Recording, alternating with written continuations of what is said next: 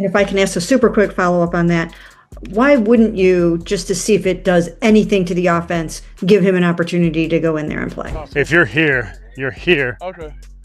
And coming up hot. Good? That he'll continue to improve. Eyes down the field. Good. We're reading those seams. Yeah, obviously my focus is where we are right now, Mary Kay. That's not my focus. All right, let's dive right into this one because, honestly, what's happening inside the Cleveland Browns organization right now feels like a movie that's getting more dramatic by the day. I've been following this team for years, through all the highs, the heartbreaks, the rebuilds, the controversies. But this latest situation involving Kevin Stefanski, Tommy Reese, and Shedeur Sanders, this one feels different. This one feels like the spark that could ignite something explosive in that locker room. Now, here's the deal. After that brutal loss to the Patriots, Stefanski stood up in front of the media and claimed that Shedeur Sanders was injured. Couldn't play. Couldn't move around well enough. All the usual coach-speak excuses. But then, Tommy Reese, the offensive coordinator, quietly blew the lid off that story without even saying a word. Cameras caught him after the game talking to Shedeur, going over plays, giving him cues, clearly treating him like someone preparing to play, not someone sitting out with an injury. And that's when everyone started realizing something wasn't adding up. Let me just say it straight. Tommy Reese's actions spoke way louder than any press conference. This wasn't about an injury. This was about politics inside the building. Because you don't go over play mechanics and timing sequences with a guy who's supposedly too hurt to take a snap. That's not how this works. And it's becoming pretty obvious that Kevin Stefanski just doesn't want Shedeur Sanders anywhere near the field right now. And here I am trying to do my best to gather all the information I can for you and share it with you. Please leave your likes and comments, and I would be grateful if you subscribed. Let's continue. Now why? That's the million-dollar question, right? Because from the outside looking in, it almost feels personal. It feels like Stefanski is clinging to Dillon Gabriel, like his career depends on it. And maybe it does.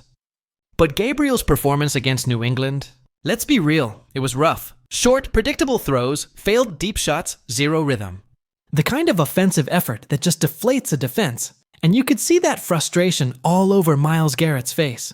The man was losing it on the sidelines, throwing things, shaking his head. You don't even need to hear the audio to know what he was thinking. And when Myles Garrett, your team captain, your leader, your heart and soul, goes into a post-game press conference and basically says, "I don't care what the situation is, I just want to win," that's not just a quote. That's a shot across the bow at the coaching staff. Garrett's saying out loud what everybody in that locker room is thinking. This offense is wasting their effort.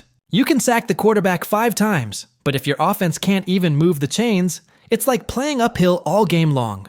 And here's where it gets even deeper. Tommy Reese, to his credit, isn't out there stirring chaos. He's calm, calculated. You can see him on the practice field, working directly with Shedeur, helping him refine those same pinpoint throws that made him a star in college. He's clearly grooming him for something bigger. Maybe not today, maybe not this week. But you can tell he sees Shedeur as the guy. The future. The quarterback who could actually open up this offense. But then you've got Stefanski on the other side of the field, digging his heels in.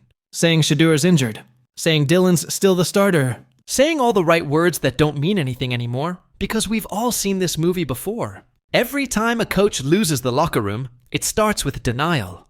You can feel that moment where the excuses start to sound thin.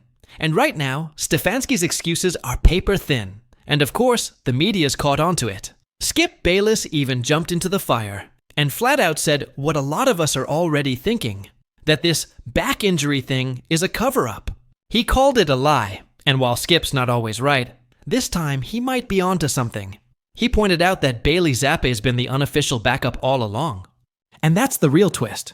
Because if that's true, then Stefanski has been lying not just to the fans, but to his own players. Let that sink in.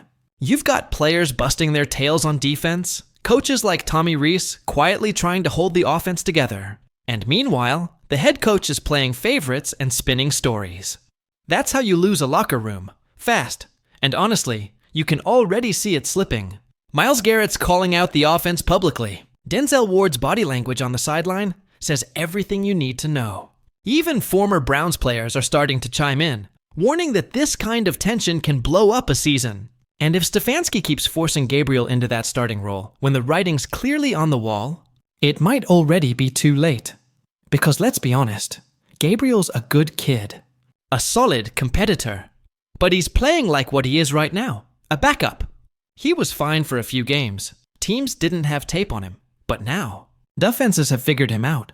They know his tendencies, they know how to pressure him, and he's not adjusting. You can't win in the NFL like that. You just can't. So that brings me back to the question that every Browns fan is asking. Why not give Shedeur Sanders a chance? What's the harm? The offense can't get much worse. The locker room is crying out for a spark. And the fan base? Man, the fan base is restless. They see the same thing Tommy Reese sees. Potential. Firepower. Swagger. That energy that this team is missing right now. And look, I'll be honest, if this doesn't change soon, it's not just the quarterback position that's going to be in question. Kevin Stefanski's seat is heating up fast. Players are losing trust. Assistants are quietly pushing back. And Reese, whether he wants to or not, might be positioning himself as the man who could actually steer this team in the right direction. Now I remember the moment this started. One week, Shedeur Sanders was the story of training camp. Mic'd up, locked in, firing lasers across the field like he'd been doing this for 10 years.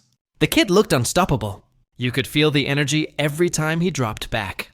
It wasn't just hype. It was real. Everyone saw it. Teammates, reporters, fans. There was a buzz we hadn't felt in Cleveland for a long, long time. And then, poof, gone. No warning, no footage, no limp, no report. Just this weird, cryptic line from the team saying Shedeur was dealing with something. Something. That's it. The NFL documents everything. Every bruise, every ankle tweak, every time somebody sneezes too hard. But suddenly, when it comes to the most exciting player in camp, radio silence. And you can't tell me that doesn't feel off. Because it wasn't just silence. It was strategic silence. The timing was too perfect. One day after Shedeur lights up practice, suddenly we're told he's got a mystery issue. No scans, no sidelines footage, no follow-ups. Just vague, recycled phrases about precaution. Precaution from what? Throwing too well? Outshining the veterans? See, that's when fans started putting the pieces together.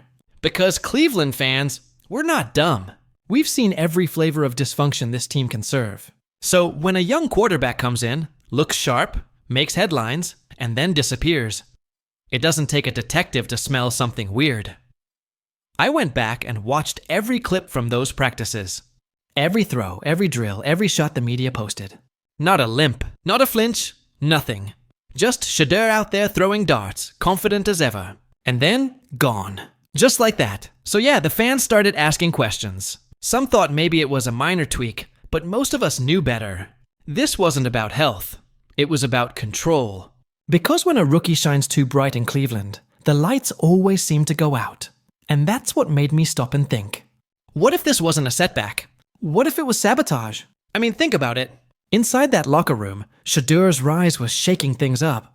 The rookie wasn't supposed to grab all the headlines before the veterans. That's not how Cleveland works. There's an unspoken rule in this franchise. Know your place. Wait your turn. Don't rock the boat. But Shedeur, he didn't play that game. He carried himself like a franchise guy from day one. And that confidence, it rattled people. It made the veterans uneasy. It made the coaches question their depth chart. It made the front office nervous. Because when fear runs the building, talent becomes a threat. And the truth is, this wasn't about protecting his arm. It was about protecting egos. So imagine that meeting behind closed doors. Coaches pacing, PR people whispering, execs sweating bullets. The rookie's getting too much buzz. The fans are getting too hyped. And someone finally says, we need to slow this down. And just like that, a plan is born. Say he's injured. It's the oldest trick in the book. You don't need proof, just a headline. A vague statement about tightness or soreness. Just enough to cool the fire before it spreads.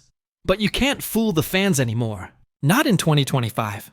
There are too many cameras, too many angles, too many people watching every second of camp. The moment they tried to hide Shedeur, the internet exploded. Reddit threads, fan pages, YouTube breakdowns. Everyone was dissecting every second of footage. trying to find where this injury supposedly happened. Nothing. Zero. Not even a grimace.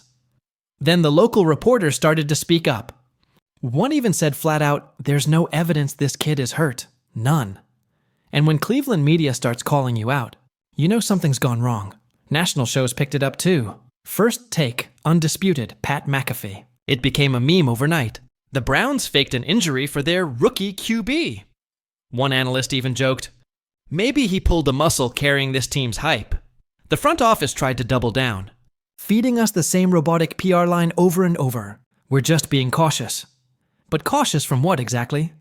Fans didn't buy it. Even the loyal ones, the ones who always defend the team, started flipping. Hashtag started trending. "That's just free Shedeur. Let him play. Browns cover up." That's when you knew the story had gone national.